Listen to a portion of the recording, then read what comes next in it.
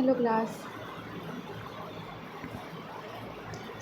आज की क्लास में हमें डिस्कस करना था uses of ionising radiation method. ठीक है, आयनाइजिंग रेडिएशन मेथड क्या है? आयनाइजिंग रेडिएशन मेथड एक स्टेलाइजेशन टेक्निक है जिसमें हाई एनर्जी रेडिएशन का यूज़ करके मेडिकल इंस्ट्रूमेंट और लेबोरेटरी मटेरियल से सभी माइक्रो ऑर्गेनिज्म को डिस्ट्रॉय किया जाता है। ठीक है, मतलब कि रेडिएशन की एनर्जी माइक्रो ऑर्गेनिज्म के डीएनए को डैमेज कर देती है, जिससे वो ग्रो और रिप्रोड्यूस नहीं कर पाते और मटेरियल स्टेराइल हो जाती है। ठीक है,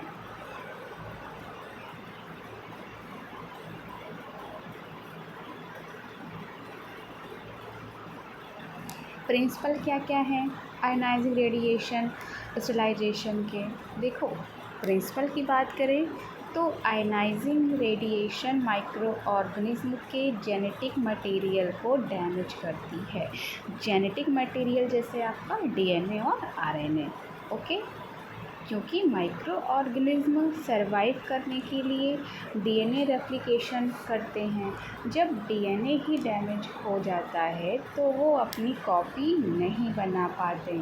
ठीक है, टाइप्स भी हैं आयनाइजिंग रेडिएशन के। मेनली दो टाइप्स होते हैं, gamma radiation, electron beam radiation. तो गामा रेडिएशन ये मोस्ट कॉमनली यूज्ड है।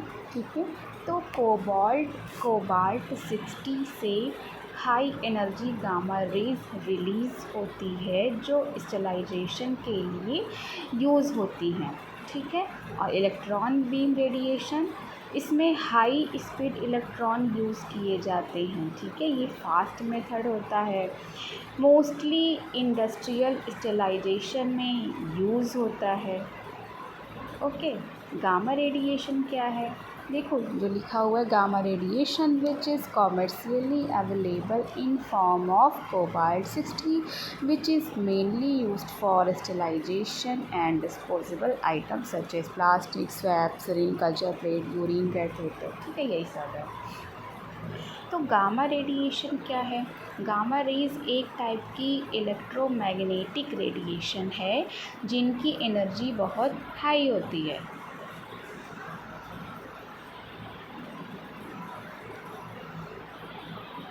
तो ये रेडिएशन मटेरियल के अंदर पेनिट्रेट करती हैं, माइक्रो ऑर्गेनिज्म के डीएनए को डिस्ट्रॉय करती हैं।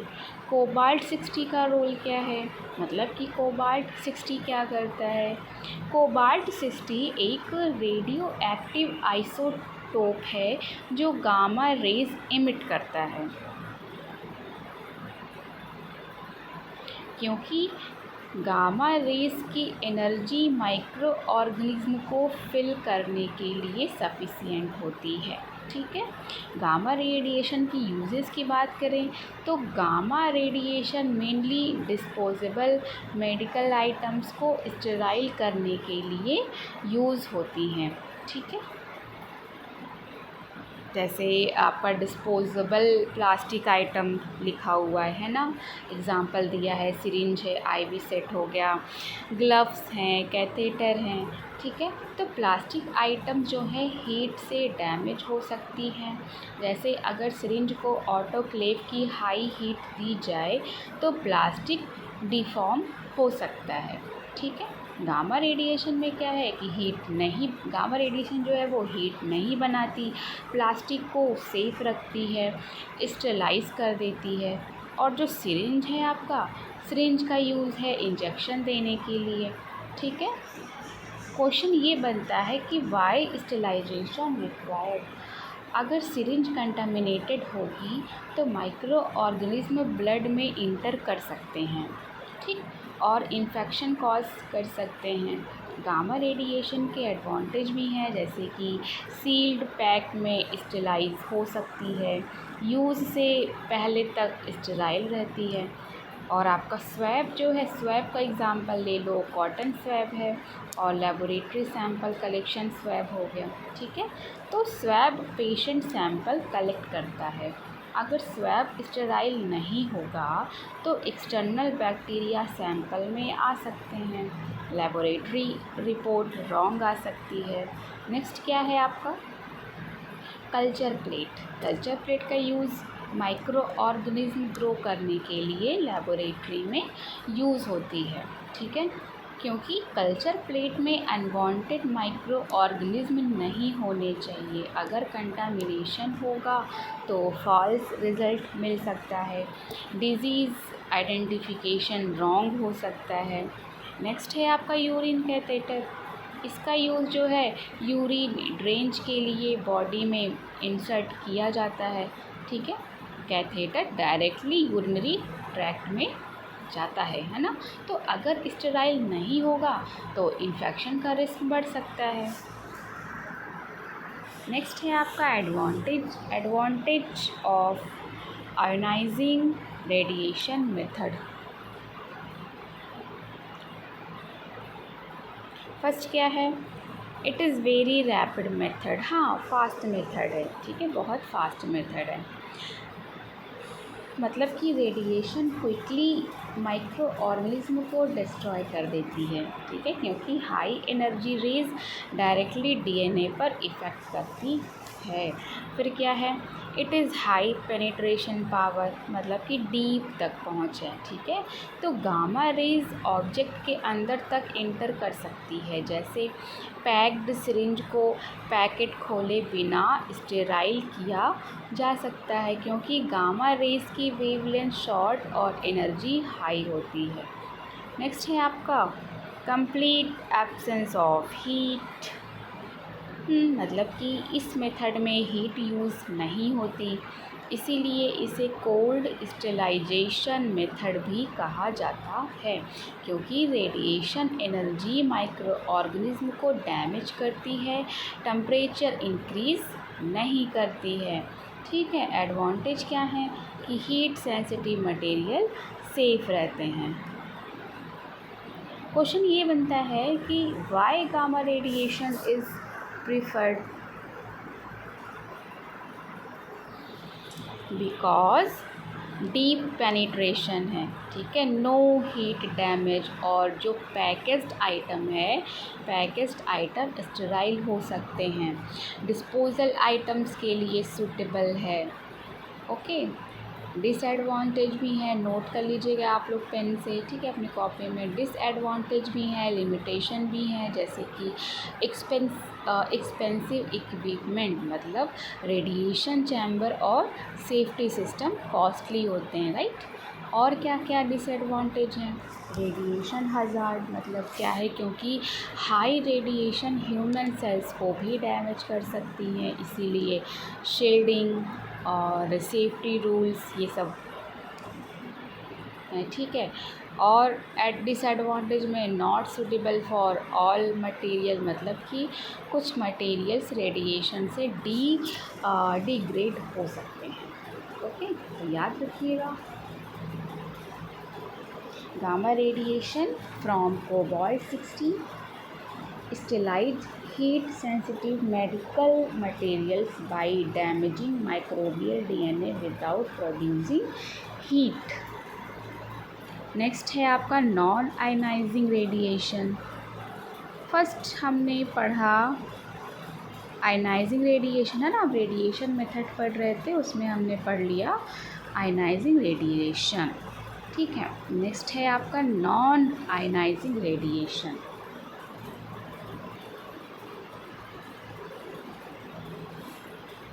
नॉन आयनाइजिंग रेडिएशन, देखो नॉन आयनाइजिंग रेडिएशन एक स्टेलाइजेशन मेथड है जिसमें अल्ट्रा वायलेट रेज का यूज़ माइक्रो ऑर्गेनिज्म को डिस्ट्रॉय करने के लिए किया जाता है, ठीक है। इसमें एनर्जी इतनी हाई नहीं होती कि एटम को आयनाइज करे, इसीलिए इसे नॉन आयनाइजिंग रेडिएशन कहा जाता है, ठीक है। This is also important method. In this method special type of ray are used which is called UV ray, यानी अल्ट्रा वायलेट रेडिएशन, ठीक है। प्रोसेस क्या है, पहले यूवी रेज, ठीक है, फिर आपका डीएनए डैमेज होगा, फिर माइक्रो ऑर्गेनिज्म की ग्रोथ और रिप्रोडक्शन रुक जाता है, देन माइक्रो ऑर्गेनिज्म डिस्ट्रॉय हो जाता है, ठीक है, क्योंकि बैक्टीरिया और अदर माइक्रो ऑर्गेनिज्म को सरवाइव करने के लिए डीएनए रेप्लिकेशन ज़रूरी होता है। तो यूवी रेज जो है, यूवी रेज डीएनए स्ट्रक्चर को डैमेज कर देती है, इसीलिए वो मल्टीप्लाई नहीं कर पाते हैं। देखो यहाँ लिखा है यूवी लाइट हैज़ वेवलेंथ कितना 240 से 280 nm for maximum bacterial effect. मतलब कि यूवी रेस की डिफरेंट वेवलेंथ होती है, ठीक है। 240 से 280 nm रेंज माइक्रो ऑर्गेनिज्म को किल करने में सबसे इफ़ेक्टिव होती है। इस रेंज में डीएनए मैक्सिमम एब्जॉर्ब करता है, डीएनए डैमेज ज़्यादा होता है, बैक्टीरिया डिस्ट्रॉय होते हैं। क्लियर?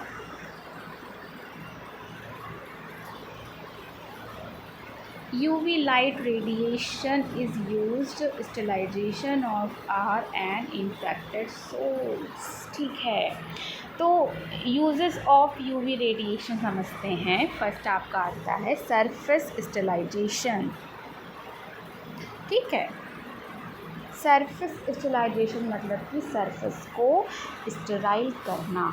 तो यूवी रेज का यूज़ है लेबोरेटरी बेंचेस में, ऑपरेशन थिएटर सर्विसेज में किया जाता है, बायोलॉजिकल सेफ्टी कैबिनेट में किया जाता है यूवी रेज का यूज़, क्योंकि यूवी रेज सिर्फ एक्सपोज्ड सरफेस पर काम करती हैं, जैसे कि लैब टेबल पर बैक्टीरिया को डिस्ट्रॉय करना। फिर क्या है आपका यूजेस? एयर स्टेरिलाइजेशन, है ना, हवा को स्टेलाइज करना। तो यूवी लैंप्स का use operation theatre, laboratories, clean rooms में एयर माइक्रो ऑर्गेनिज्म को रिड्यूस करने के लिए होता है, क्योंकि एयर में प्रेजेंट बैक्टीरिया और वायरसेस यूवी एक्सपोजर से डैमेज हो जाते हैं, ठीक है। और हैं जैसे कि आपका वाटर स्टेरिलाइजेशन, मतलब कि पेन को डिसइंफेक्ट करना, ठीक है। तो यूवी रेडिएशन का यूज़ वाटर ट्रीटमेंट में होता है, क्योंकि यूवी रेज वाटर में प्रेजेंट माइक्रो ऑर्गेनिज्म के डीएनए को डैमेज करती है, जैसे drinking water purification systems. Okay, तो ये सारे थे यूजेस ऑफ यूवी रेडिएशन। हमने समझा surface sterilisation, air sterilisation, water sterilisation, ठीक है। नेक्स्ट हम बात करते हैं एडवांटेजेस, है ना, advantages of UV radiation method. Point आप नोट करते रहिएगा, जिसमें कि फर्स्ट है आपका सिंपल एंड इजी मेथड, क्योंकि इसके लिए कॉम्प्लिकेटेड केमिकल की ज़रूरत नहीं होती है। और क्या एडवांटेज हैं? नो केमिकल रेजिड्यू, मतलब कि स्टेरिलाइजेशन के बाद कोई केमिकल बचा हुआ नहीं रहता है, क्योंकि यूवी रेडिएशन सिर्फ एनर्जी प्रोवाइड करती है, केमिकल ऐड नहीं करती है, ठीक है। और एक एडवांटेज ले लो आप लोग, रैपिड एक्शन। तो UV rays directly micro organism के डीएनए पर इफ़ेक्ट करती है। तो ये सारे थे advantages, simple and easy method, no chemical residue और रैपिड एक्शन। बात करें डिसएडवांटेज की, लिमिटेशन की, तो ये भी समझते हैं, सुन लो, है ना। फर्स्ट क्या आता है? लो पेनिट्रेशन पावर, मतलब यूवी रेज डीप ऑब्जेक्ट के अंदर नहीं जा पाती है, ठीक है। जैसे अगर एक इंस्ट्रूमेंट के अंदर बैक्टीरिया है तो यूवी इफ़ेक्टिव नहीं होगी, क्योंकि यूवी रेज ईज़िली ब्लॉक हो जाती है। और डिसएडवांटेज की बात करें तो ओनली सरफेस स्टेरिलाइजेशन, क्योंकि यूवी रेडिएशन सिर्फ एक्सपोज्ड एरियाज़ पर काम करती है, जैसे कवर्ड सरफेस के नीचे माइक्रो ऑर्गेनिज्म सरवाइव कर सकते हैं, ठीक है। नेक्स्ट डिसएडवांटेज है आपका हार्मफुल टू ह्यूमन्स, क्योंकि लॉन्ग एक्सपोज़र से स्किन डैमेज, आई डैमेज हो सकता है, इसीलिए यूवी लैंप यूज़ करते टाइम सेफ्टी प्रिकॉशन ज़रूरी है। तो ये थे आपके डिसएडवांटेज, क्या क्या? Low penetration power, only surface sterilisation, harmful to humans, ठीक है।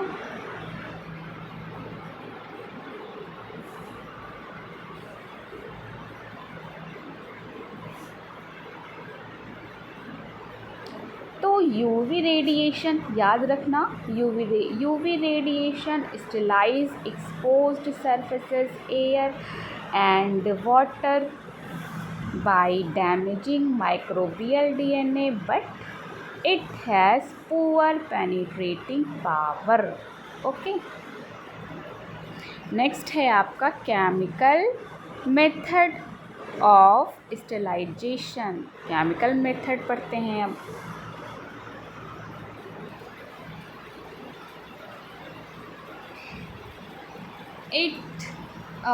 In this we use chemical agent to remove or kill microorganism।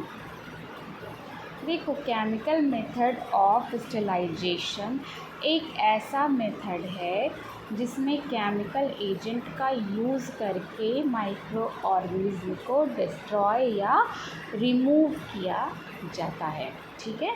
इस मेथड का यूज़ उन मटेरियल्स के लिए होता है जो हीट से डैमेज हो सकते हैं, जिसको बोलते हो आप लोग हीट सेंसिटिव मटेरियल्स। तो मतलब समझ लो कि जिन इंस्ट्रूमेंट को ऑटोक्लेव या ड्राई हीट से स्टेलाइज नहीं कर सकते, उनको केमिकल की हेल्प से स्टेलाइज किया जाता है। ओके, नेक्स्ट हम बात करते हैं प्रिंसिपल ऑफ केमिकल स्टेलाइजेशन।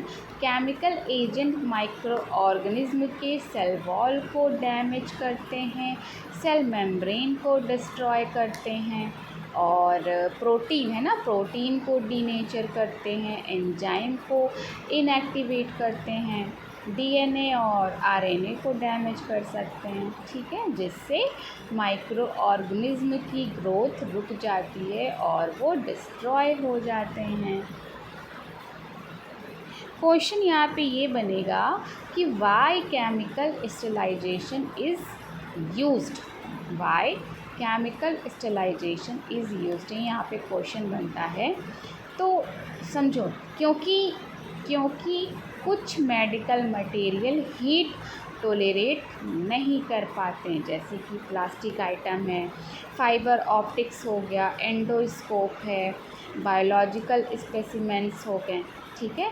अगर इन्हें हाई टेम्परेचर दिया जाए तो मेल्ट हो सकते हैं, शेप चेंज हो सकती है, फंक्शन ख़राब हो सकता है ना, इसीलिए केमिकल यूज़ किए जाते हैं। टाइप्स की बात करें, types of chemical sterilising agent, तो आपका अल्कोहल है, आपका एल्डिहाइड है, डाइज़ है, हैलोजन है, फिनॉल है, मेटालिक साल्ट है, सरफेस एक्टिव एजेंट हो गया, और गैसेस हैं, ठीक। तो ये सारे टाइप्स हैं किसके? केमिकल स्टेलाइजिंग एजेंट के। फर्स्ट क्या है आपका? अल्कोहल। अल्कोहल का एग्ज़ाम्पल जैसे ले लो इथाइल अल्कोहल, आइसोप्रोपिल अल्कोहल, ठीक है। तो अल्कोहल जो है वो माइक्रो ऑर्गेनिज्म के प्रोटीन को डीनेचर करता है और सेल मेम्ब्रेन को डैमेज करता है। यूजेस क्या है इनका? स्किन डिसइंफेक्शन में, थर्मोमीटर क्लीनिंग में, और कोई स्मॉल इंस्ट्रूमेंट क्लीनिंग में, ठीक है। जैसे इंजेक्शन लगाने से पहले स्किन को 70% अल्कोहल से क्लीन किया जाता है, क्योंकि स्किन पर प्रेजेंट बैक्टीरिया को रिड्यूस करता है, ठीक है। लिमिटेशन है जैसे कि अल्कोहल स्पोर्स को डिस्ट्रॉय नहीं करता, ये इसका डिसएडवांटेज है, लिमिटेशन है, ठीक है। नेक्स्ट क्या है आपका? एल्डिहाइड। तो एल्डिहाइड का एग्जांपल आप लोग ले लो फॉर्मेल्डिहाइड, है ना, ग्लूटर एल्डिहाइड, तो यही है। फॉर्मेल्डिहाइड का यूज़ है रूम फ्यूमिगेशन में, बायोलॉजिकल स्पेसिमेन प्रिजर्वेशन में, ठीक है। तो माइक्रोबियल प्रोटीन्स और न्यूक्लिक एसिड को क्या करता है, ये डैमेज करता है। ग्लूटर एल्डिहाइड का यूजेस क्या है, एंडोस्कोप स्टेलाइजेशन में, हीट सेंसिटिव इंस्ट्रूमेंट में, ठीक है, जैसे फ्लेक्सिबल एंडोस्कोप को ग्लूटर एल्डिहाइड सॉल्यूशन से स्टेलाइज किया जाता है, ठीक है, जिससे एंडोस्कोप हीट से डैमेज हो सकती है ना। एंडोस्कोप क्या है, हीट से डैमेज हो सकती है। नेक्स्ट है आपका डाइज का एग्जांपल है आपका क्रिस्टल वॉयलेट ले लो और ब्रिलियंट ग्रीन, ठीक है। तो ये माइक्रो ऑर्गेनिज्म की ग्रोथ को इनहिबिट करते हैं। यूजेस इनका है लेबोरेटरी मीडिया में, बैक्टीरियल आइडेंटिफिकेशन में, ठीक है, जैसे कि सर्टेन डाइज बैक्टीरिया के ग्रोथ को रोकने के लिए यूज़ किए जाते हैं। नेक्स्ट है आपका हेलोजन का एग्जांपल है आपका क्लोरीन, आयोडीन, ठीक है, ऑक्सीडेशन करके माइक्रो ऑर्गेनिज्म को डिस्ट्रॉय करते हैं। क्लोरीन का यूज़ क्या है, वाटर डिसइंफेक्शन में, जैसे कि ड्रिंकिंग वाटर ट्रीटमेंट, क्योंकि वाटर बॉर्न बैक्टीरिया को क्या करता है, ये डिस्ट्रॉय करता है। आयोडीन का यूज़ क्या है, स्किन एंटीसेप्टिक में, है ना, जैसे कि सर्जरी से पहले स्किन प्रिपरेशन। नेक्स्ट है आपका फिनॉल। तो फिनॉल का एग्जांपल है फिनॉल कंपाउंड्स, ठीक है, ये जो है ये सेल मेम्ब्रेन को डैमेज करते हैं, ठीक है। यूजेस है इनका सरफेस डिसइंफेक्टेंट में, लेबोरेटरी एरियाज़ में, क्योंकि बैक्टीरिया का सेल स्ट्रक्चर को डैमेज करते हैं। और क्या है आपका सरफेस एक्टिव एजेंट, जैसे आपका इसमें एग्जांपल हो गया डिटर्जेंट है, ठीक है, और क्वाटर्नरी अमोनियम कंपाउंड्स हो गए। तो ये क्या करते हैं, ये सेल मेम्ब्रेन को डिसरप्ट करते हैं, ठीक है। यूजेस हैं इनका सरफेस क्लीनिंग में और इक्विपमेंट डिसइंफेक्शन में, जैसे हॉस्पिटल सरफेस की क्लीनिंग। फिर है आपका मेटालिक साल्ट, एग्जांपल है आपका सिल्वर साल्ट हो गया, कॉपर साल्ट है, ठीक है। तो ये जो है माइक्रोबियल एंजाइम को इनहिबिट करते हैं। यूजेस है इनका एंटी माइक्रोबियल प्रिपरेशन, जैसे सिल्वर कंपाउंड वुंड केयर में यूज़ हो सकते हैं, ओके। नेक्स्ट है आपका गैसेस, क्या लिखा है, इथाइलिन ऑक्साइड, यानी कि शॉर्ट में बोलते हो इसको ETO, इथाइलिन ऑक्साइड और फॉर्मेल्डिहाइड गैसेस, ठीक है, ये है गैसेस के एग्जांपल। तो इथाइलिन ऑक्साइड का यूज़ है heat sensitive medical equipment sterilisation में। एग्जांपल आपका हो गया प्लास्टिक सिरिंज है, कैथेटर है, सर्जिकल इक्विपमेंट हो गया, ठीक है। तो ये जो है माइक्रो ऑर्गेनिज्म के DNA और प्रोटीन को डैमेज करता है, क्योंकि ETO लो टेम्परेचर पर स्टेलाइज कर सकता है। एडवांटेज की बात करें केमिकल स्टेलाइजेशन की, तो हाँ, क्या क्या एडवांटेज है। फर्स्ट है आपका हीट सेंसिटिव मटेरियल्स के लिए यूज़फुल है, ठीक है, इसमें हीट की ज़रूरत नहीं होती है ना, जैसे कि प्लास्टिक इंस्ट्रूमेंट। और क्या एडवांटेज है आपका, कॉम्प्लेक्स इंस्ट्रूमेंट को स्टेलाइज कर सकते हैं, जैसे कि एंडोस्कोप, क्योंकि केमिकल सॉल्यूशन नैरो एरियाज तक पहुंच सकता है, ठीक है। और भी एडवांटेज है, जैसे कि effective against many micro organism, मतलब डिफरेंट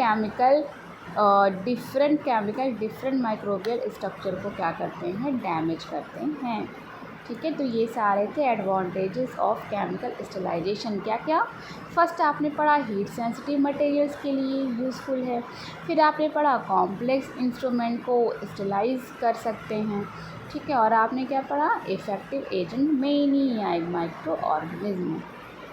डिसएडवांटेज भी है, जैसे कि केमिकल टॉक्सिक हो सकते हैं, टाइम लग सकता है, रेजिड्यू प्रॉब्लम है।